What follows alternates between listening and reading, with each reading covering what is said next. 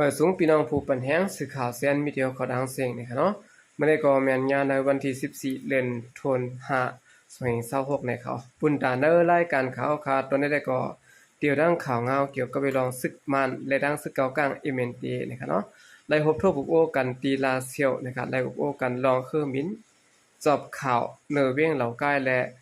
ลองเวียงนำตุนำคำเสนอในเขาเดี๋ยวดังข่าวเงาในเซียวก็มาผักตอนปันพี่น้องเขากว่านะครับในวันที่10เดือนตุลาคม2026ในนะครับเนาะของศึกมันตั้งตับศึกเก่ากลางเอเมนตีนะครับได้พบทบปุกโอกันตีเวียงลาเซียวอันเป็นเวียงอันของศึกมันกุมกำจึงได้ปลดของในผู้จำหนังในนะครับดินเนอร์ปังพบทบกันโปรแกรมได้นะครับและจัดเฮ็ดตีห้องหรือเซาจ้าง2โต๊ะเวลาเสียวเสแลลาดว่าเป็นปังกุมจอมเปิงมันในเสตะดินเนอร์หัวคออัน2ภายเอามาอุปโอกันได้ก็ได้เป็นมีรองหลากหลายไว้ว่านะครับเกี่ยวกับเวลาในเสแลแหล่งข่าวในปืนตีลาดว่าได้ยินว่าเฮอมินจอบข่าวภายของศึกมันอันมินเนอร์นาลินเหล่ากายและลองโฮกังแลนดินซะในปอยก็ลองเตไลถอนซึกเพียวตับออกซ่อมเหนือเส้นตั้งปียไอนั้นก็ป้าวันนี้ครับอันที่สนจะได้ก็ตอนตาห้องการกุลองฐานะสยะที่เวงนำคำและนำตูนั้นกวนเหตุการณ์โนซิตีเอ็มเตไลมาคอนตุมกันไว้ที่เวงลาซิวนั้นก็ป้าวันนี้ครับเกี่ยวกับเวลาปังกลุ่มในสิได้ภายแล้วก็อำไปออกข้อปืนเผาสังเสียมกะพ้นการเนอการอบโอ้2ฝ่ายนั้นก็ยังอำไปไลจอมทัดด้วยแลไปไล่ผู้ไล่หัวย้อยมันนะครับเรื่องข่าวซึกกำพองก็ทัดสร้างว่าลองอันซึกมันขึ้นคอนสู้กันตีตับจักรคา14เมืองสาดและตับจักรคา18เมืองเพียกเนอจึงได้ปลดออกโคงและลองจอมจิกซึกมันดีกว่าแอลแลจึงได้ปลดออกลองตรงหนึ่งอาเซียเสร็จและลองตรงหนึ่งซึ่งว่า UWSA จางเอาเขาอังเพียวจุ่มแก้แผ่นเสร็จและตรงหนึ่งกว่ามาต่อถึงต่างเมืองลาซึ่งนั้นเฮาหาถูกลีไหลปักตาเปิดด้วยคึดๆจำๆมาได้ครับ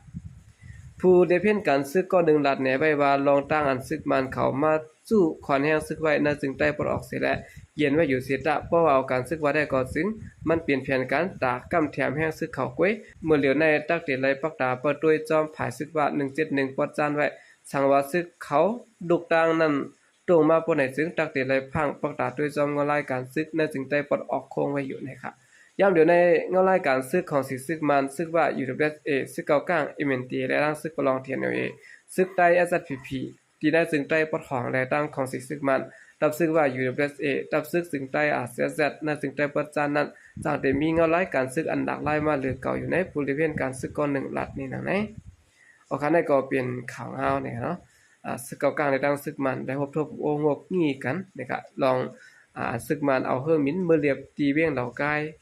จอบข่าวยก็ลองในพื้นที่หลายเจเวียงในเมืองใต้ปดของมานำคำนำตูจังได๋เนี่ยเนาะสืบเสนอข่าวขึ้นมาถ่อมด้วยข่าวเงาเกี่ยวกับไปลองตีเมืองลาในไล่เพียวตียอบจุ่มขี้แก้เพียนในเมืองลาแห่งนะครับตีในเมืองลาเนี่ยครับเนาะอันเป็นนารินคือต้นไม้สีอันเป็นเวียงอันตับซึก NTA เขากุมกำไว้นั้นเขาย้ำการในเมื่อวานในเจ้าหน้าที่ซึ่งเมืองลาตียอบไล่ขี้แก้เพียนแห่งนะครับในวันที่12เดือนเมษายนเขาย้ำกลางใดนั่นก็เจ้าหน้าที่ปลีกเมืองลา NTA เอาปลีกหลายๆกำเสียและเข้าแวดล้อมตีตั้งปันการจุ่มเขียแก้เพียนอันมามีไว้ในเมืองลานั่นเสียและเอากวนเจือนติงยอบหลายจุดนั้นเสือกาลง2ลำต่อต่างมาวันนี้ครับแหล่งข่าวอันนึงรัดไว้ว่าเนกา1ลำในที่สุดมานำยอม15ก็ครับป้อ2ลำก็รวมกันทั้งหมดที่มีอยู่หมอก30ก็ในเขาสังว่าทั้งฝ่ายเจ้าหน้าที่ซึ่งเมืองลาเขาเดียวกวนเจือนติงยอบกว่าซึ่งนั้นที่เอากว่าหมอปันในเมืองเขตบ่ได้ซึ่งเขาเดียวลัดผ่านพักดูกิกหลานแดนดินตาลอดสิเลยเอากว่าส่งปันในเขาเมื่อนั้นกุ้ยหนังเก่าในคณะวันที่8เดือนเมษายนนั้นก็ซึ่งว่า UWSA ได้ดังรับซึก NTA เมืองลาโฮมกันเพียวติงยอบได้กุนเหตุการณ์แก้เพียน78ก็เสนั้นเป็นกุนเมืองเขต10ก็ไล่โตเสื้อเขาลัดผ่านตีกิกหลานพักดูแดนดินตาลอดสิเลยส่งปันชนะตีเจเมืองอยู่นานกว่านะครับเนาะในก็เป็นตั้ง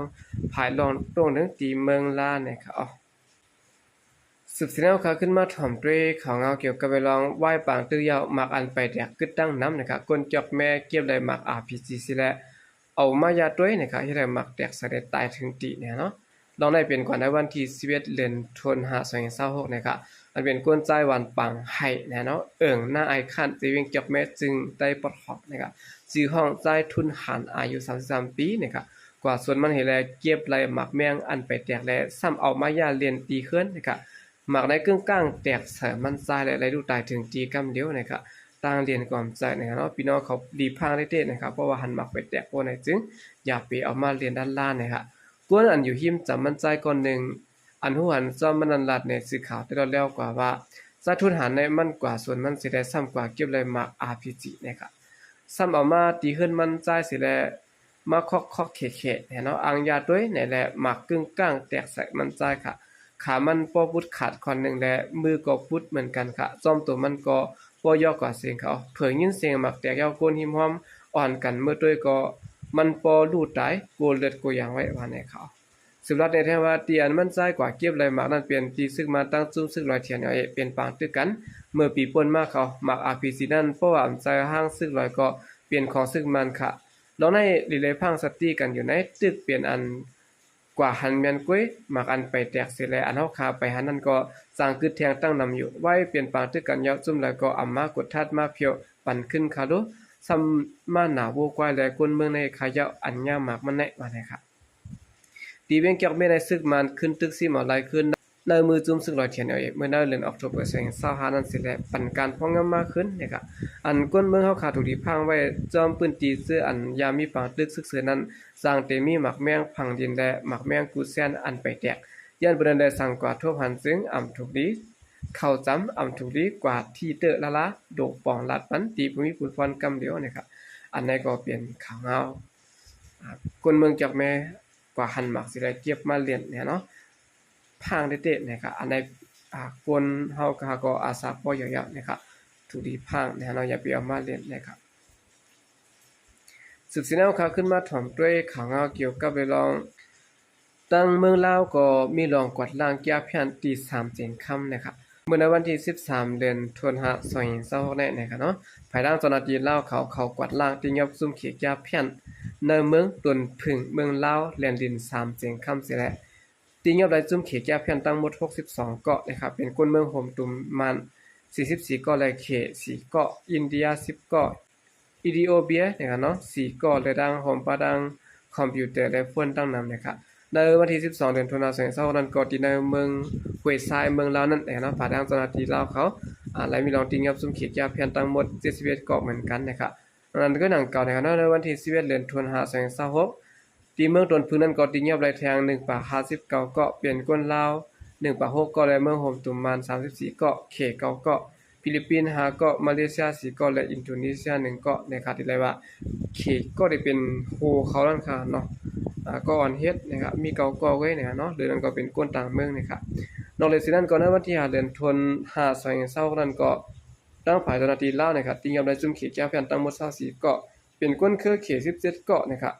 ก้นเมืองโฮมตุมมัน7เกาะเสียมการในวันที่4เดือนธันวาคม2026นั้นก็ติงยับได้47เกาะและเป็นก้นเขต36เกาะก้นเมืองโฮมตุม11เกาะเหมือนกันนะครับนี่ก็เป็นข่าวเงานะครับเนาะลองตั้งเมืองลาวก็มีลองติงยับจุ่มเขตแก้วแผ่นนะครับคำนึงสุดในก็ยินจมนับยองของมันถึงพี่น้องผู้กำเทียมปัญหาของทางเสียงอยู่ค่ะยินจมนับยองอย่างนั้นเสียเข้าใจก็เดียวมาส่งค่ะ